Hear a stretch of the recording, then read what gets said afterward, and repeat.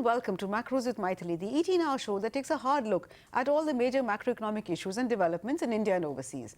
In this edition, we're going to take a hard look at NHAI, the National Highways Authority of India. Over the past few weeks, we've seen a spate of news reports, all painting a rather gloomy picture of the state of affairs in NHAI. According to these reports, let alone pay back its debt, NHAI will not be able to even service its debt. So what is the road ahead for this public sector behemoth, one seen as a major driver of growth and a rare example of a public sector entity that actually delivered, but now seems to be at the receiving end of much criticism, including from unexpected quarters such as the PMO and the CAG, the Controller and Auditor General of Accounts. What does this mean for the future of road building in India? In the year to date, we've already seen the heady pace of road development come down to just about 500 kilometers in the entire first half, raising doubts about whether NHAI will be able to meet the target of 7,000 to 8,000 kilometers for this year. Given the huge spin-offs from road building, what does the slowdown in the pace of NHAI's activities mean for connectivity, jobs, ease of doing business, indeed for the larger economy itself? Joining me in the discussion are three experts: Brajeshwar Singh, former chairman NHAI, Jayant Meshkar, MD, MEP, Infrastructure Developers, and Santosh Nair, former chairman managing director, IIFCL, Infrastructure Investment and Finance Company Limited, and also former colleague in State Bank of India. Welcome to the show, Mr. Singh, Mr. Meshkar, and Santosh. Mr. Singh, during the tenure of PM Vajpayee, the Golden Quadrilateral and the PM's Gramin Sadak Yojana were credited with being perhaps the single biggest contributor to economic growth at the time of the East Asian crisis, or putting a dampener on growth all around. In the first term of this government too, the role of rapid road building is universally acknowledged. So why is the PMO reportedly ticking off the NHAI for what it calls reckless spending? And it's not just the PMO, the CAG too has expressed concerns about the health of NHAI. What has changed? Are the news reports painting an excessively one-sided picture, Mr. Singh? I think they are painting a somewhat one-sided picture. The CAG comments are very relevant because the CAG has seriously qualified NHAI's accounts, not just today but in the past. In 2 years running to the year ending 2014-2015, the CAG in fact refused to certify that the NHAI accounts represented a true and fair picture of its financial position. In the subsequent 2 years, the CAG has raised serious qualifications. But I think that in all this hard look business, the basic point we should not lose track of is NHAI is strategically so important and it has such extraordinary linkages throughout the economy. It improves logistics, it improves ease of doing business, it creates employment, it's one of the core sector activities. It's so very strategically important that you can classify NHAI as being too big to fail. And if you look at even what the rating agencies say about NHAI, it is precisely this. We think this is an entity which has strategic links with the government, which is being backed by government. Therefore, let's not talk about hard budget constraints. There's really no hard budget constraints. So you can take a hard look at NHAI, but so long as the government is able to bail it out, is prepared to bail it out. I mean, the chairman yesterday said, if I get more budgetary grants, I'm not even going to borrow more. And he is presumably banking on getting extra budgetary accounts. Time and again, government has bailed out NHAI when it's got into mess. So it is something which is too big to fail. It's a very different kind of entity. Okay, so the struggle or the challenge really is to try and improve matters without allowing it to rock the boat, the larger boat of the economy. But Mr. Meshkar, as the MD of one of the few private sector companies that has stuck it out in a rather difficult sector and also works quite closely with NHAI, how do you see the criticism of NHAI? I know it's a little difficult for you to comment on it, but do you see it as more sinned against than sinning? I think I would definitely agree with what Mr. Brajeshwar Singh said a few minutes back. NHAI is too big for anybody to allow it to fail, understanding that it is definitely a authority or a body which has been backed by the government of India. Having said that, NHAI plays a very important role in the entire infrastructure space, as it is one of the largest, I would say, developers by itself in terms of doing the infrastructure projects in the country. So it is very important that NHAI continues to go ahead and do the projects which have been already announced. Of course, the way and the manner in which it is done definitely can be something where some introspection can be done to make corrective actions in particular bidding formats, if I may say so, which will allow the projects to be completed on time and within the timelines, within the cost budgets. Santosh, large infrastructure projects, particularly road projects, invariably have a much higher component of debt relative to equity. And in the case of NHAI, not only do we have a large debt, we also have a large contingent liability. So should that per se be the cause for worry, or should we worry only if you're not able to service the debt? Santosh. Yeah, Mythili, the debt component for road project is almost same as that of any other infrastructure project. In fact, sometimes the road project gets done on 30-70 basis, whereas very large projects like power, they always get done at 20-80 or 25-75. So the debt component is not really a major issue for road. The issue is, I feel that basically when we started off in 2001, I think when NHAI started off, the economy was much smaller and NHAI was able to do it. But when you are growing at 5 to 6 to 7%, obviously the scale has to be much bigger. Now, NHAI's funding is decided by how much support the government can give. And there is a constraint in that, we all know that. So obviously NHAI has to look outside either by borrowing or by selling of assets or increasing the toll, or which as a member of the Kelkar committee, which we recommended, go for more PPP, the large projects. So they need to decide on that. But because NHAI is seen as a quasi-government equity or a government surrogate, banks are always willing to lend. But the question is that loan has to be repaid back. So whether the toll revenue is enough to pay back, that we need to see the cash flows. And one default happens, the whole thing will get into a tailspin. Absolutely. It's always tricky business to finance infrastructure projects in this country where politics very often overtakes the economics of issues. Mr. Singh, as part of the budget proposals this year, government had said it would invest about 100 lakh crore in infrastructure over the next 5 years. And one assumed that the bulk of this would be in the road sector. But that doesn't seem to be the case now.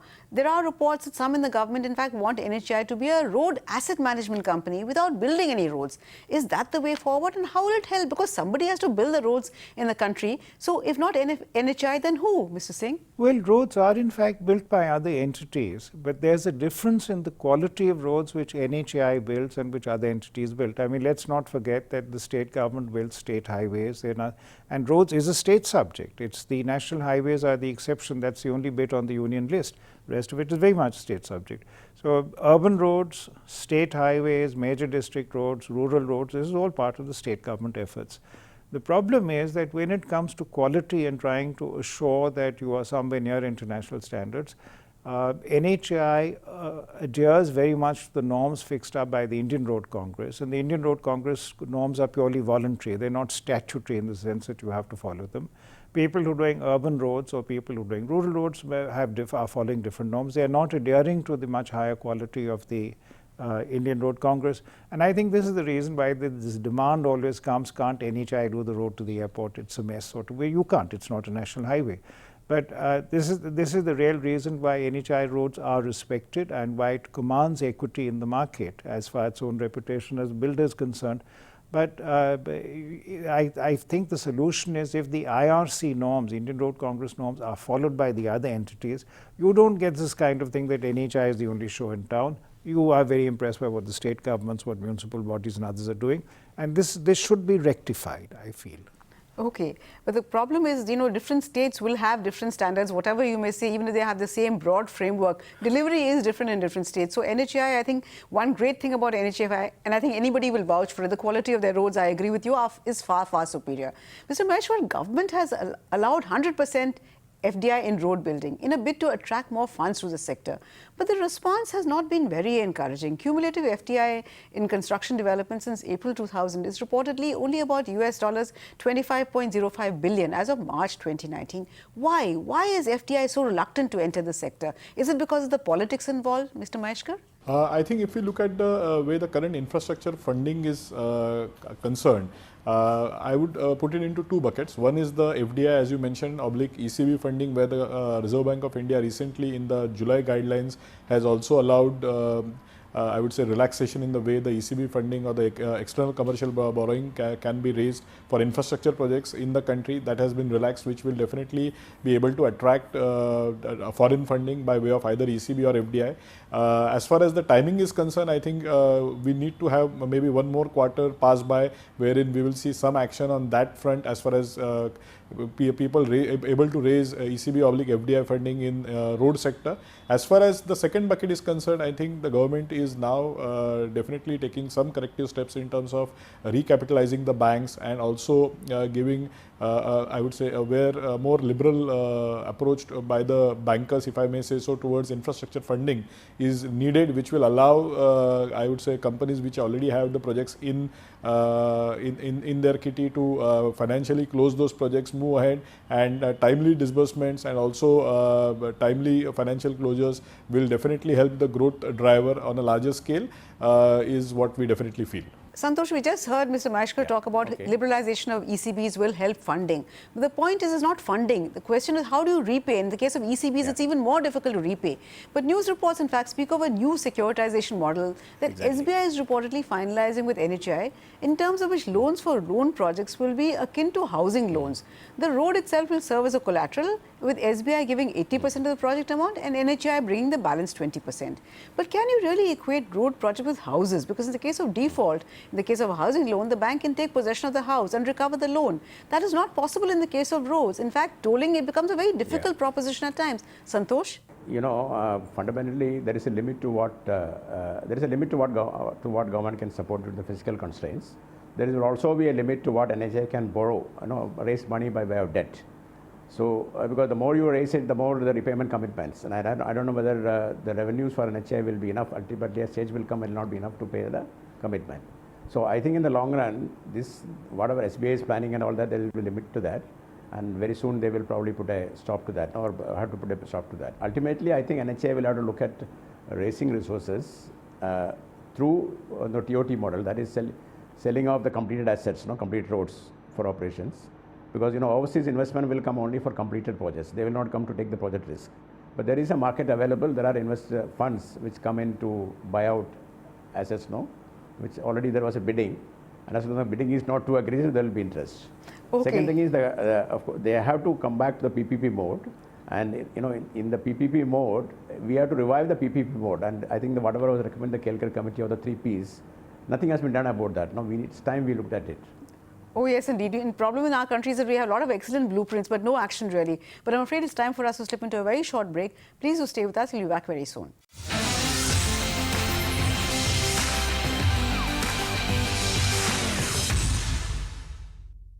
Welcome back. You're watching Macros with Mythili, and I'm in discussion with 3 experts on what is the road ahead for NHAI.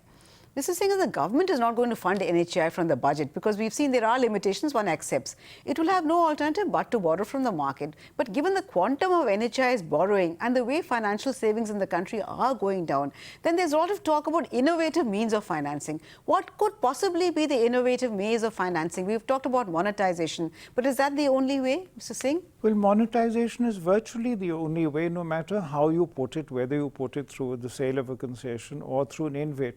The point is, it's not like housing, because in housing you have a clear title. In the case of the roads still belong to the President of India. They don't belong to NHAI. So what is NHAI bringing to the market? It's bringing the concession right, the right to collect toll, which is not the same as having the title to the underlying asset. So it will have to be a rather different model for an InvIT, or even for monetization. It can only be through a TOT, through a concession type agreement. It can't be, here is the road, I'm mortgaging the road. That is the Government of India's property. It belongs to the President. The Finance Ministry will not permit such a mortgaging of, it might, which would be very innovative. But if it does so, then the mortgaging agency would be the ministry, not NHAI.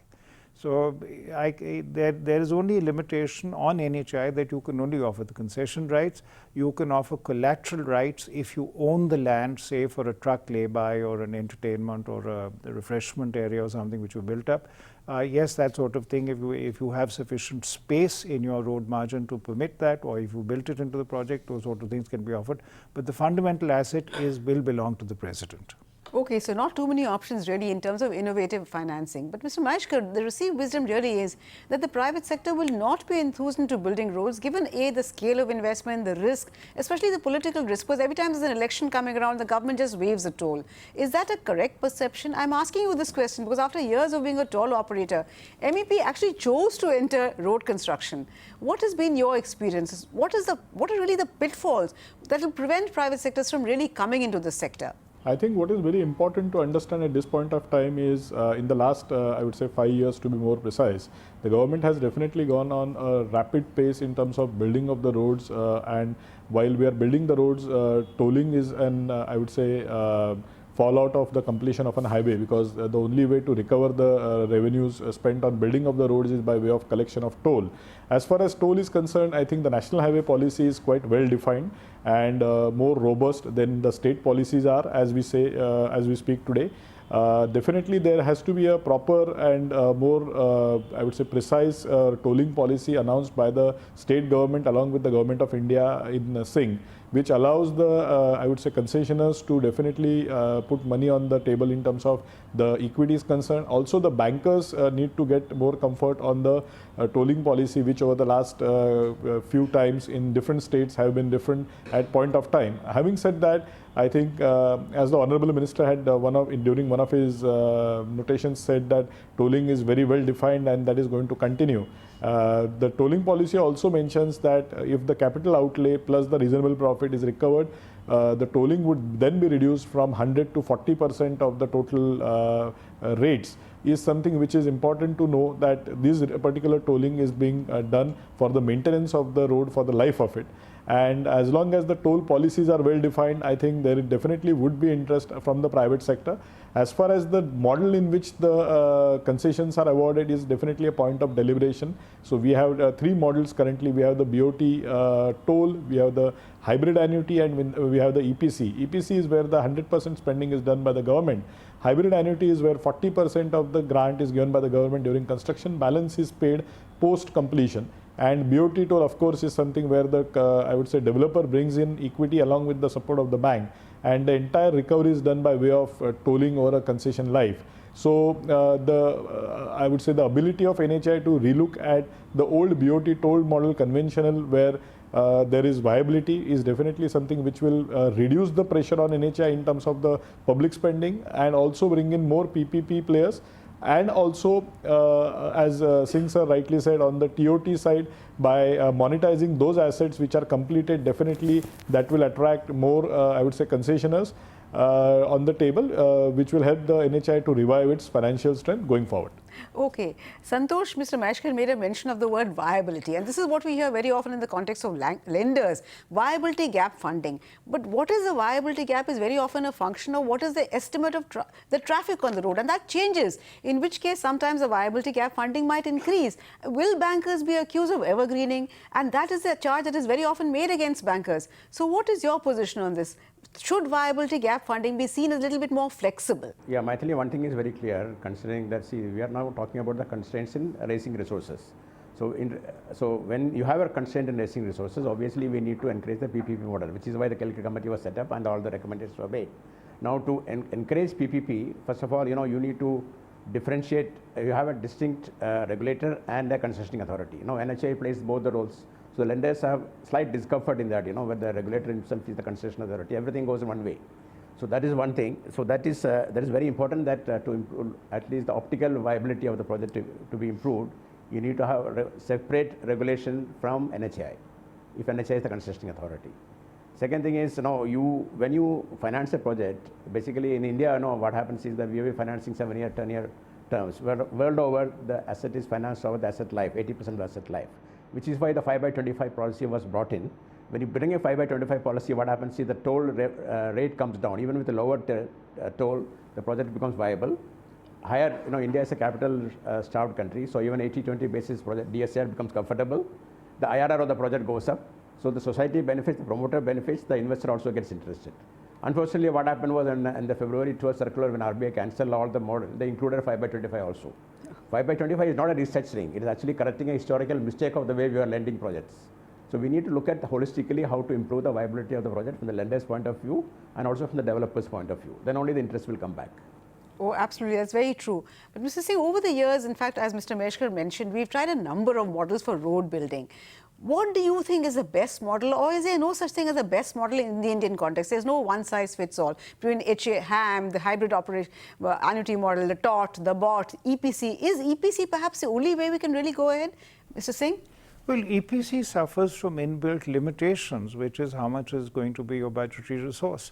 EPC was in fact the first model tried out, and there the idea in the Vajpayee years was you have a cess on petrol and diesel, and you use that cess for funding an EPC. So NHAI is entirely off budget. You're not supporting it through any budgetary grants. The problem was the cess was rather small. Based on the cess, let's not forget the Golden Quadrilateral consisted of projects with a 20-kilometer length. It was very, very small projects. It was a series strung together, and it took over a decade to finish. So if you want to go back to that slow progress, slow but safe sort of tortoise winning the race kind of thing, yes, you could do it entirely cess-based. Since the Vajpayee years, the cess now goes, cess is always collected, goes into the consolidates in a separate pool, but it can go to other agencies. Part of it goes to railways. Similarly, toll revenue is in fact paid into the consolidated fund. It comes back to NHAI after a while. So the Ministry of Finance has a float on it, as it were, because between the collection and the refunding of NHAI, there's a time gap. So if these are going to be your only two routes to fund NHAI, you have to cut your coat according to the cloth. You cannot have very ambitious programs. Bank funding is by its very nature very short-term in nature. It can't go out, and I disagree with Mr. Nair profoundly. I don't think you can say PPP is the answer. PPP is the answer only if there's sufficient traffic growth. You're now in a bit of a subdued phase of growth. Motor vehicle sales are down. Lorry drivers have just said that they're not going to buy any new lorries for 3 months. They're boycotting the market. Rates have fallen for lorry transport. This is not the time when you can sort of expect an uptick in traffic. And PPP models are very much driven by actual traffic and traffic estimates, as you pointed out. So perhaps it's not easy to relaunch PPP when traffic expectations are so low. So, Mr. Mashkar, if you take what Mr. Brajeshwar Singh says as correct, and he must be knowing what he's talking about, what can the government do? Can they do anything to enthuse the private sector? Are PPPs in the road sector really dead? Because so much time and energy was spent drafting the model concessional agreement. Was it all just time and money down the drain? Because NHAI is now reportedly reworking these same agreements because it wants to use the BOT model. What are the loopholes in the existing agreements? How can we improve upon it to get the private sector back in? Mr. Meshkar? I think if we see the historic progress of the road building in the country, as Singh sir rightly said, in the earlier regime we had the EPC model more tried and tested, but definitely the pace of construction was lesser than what is expected today. The second model, of course, was the BOT toll concept, where good amount of concessions were awarded, and those concessions have been completed where tolling has started. As far as the new HAM model is concerned, it is a classic mix of the public-private partnership, where 40% of the grant is given by the government and 60% is brought by the developer. And once the construction is completed, the developer gets paid back by way of an annuity over a period of 15 years. So the risk or the entire funding responsibility also gets shared between the government and the developer. Having said that, the ability to recapitalize these particular assets through way of a InvIT or by way of a large, I would say, investors who are sitting on the edge wanting to get into the road sector on the completed asset side. What is very important to know that today, rightly or wrongly, most of the investments or the funds which are wanting to come are happy to come on the completed assets rather than on the ongoing under construction assets. So it is very important that we have an ability or we have the right mix where the model, either it may be a hybrid annuity, it may be an EPC, or it may be a BOT toll based on the viability as per the particular concession of the road is concerned, is rightly put in the frame, which allows, I would say, the developers to come in. That is one. Second most important, as I mentioned earlier, it is very, very important and critical that the banks who are funding these projects are definitely, I would say, nudged to get into this sector, take it in the right foray, and ensure that not only the financial closures are done timely, but post financial closure also the during the construction right support by way of timely disbursements are done, which will help the projects to get completed and not result into time and cost overruns. You're very right, Mr. Meshkar. The question really is, how do we get financing for the projects which are on the rollout stage, because we still need roads desperately.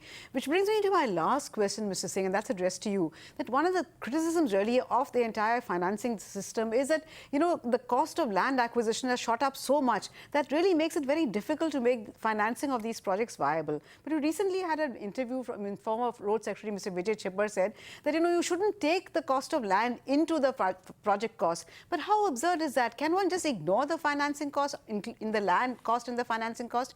And has the Land Acquisition Act, how difficult has it made it to make, you know, financing of road projects viable, Mr. Singh? Well, I think when I was chairman, we kept land acquisition costs between 5 and 10% of project cost. Now they've cost 30. So the composition of the project cost has totally changed.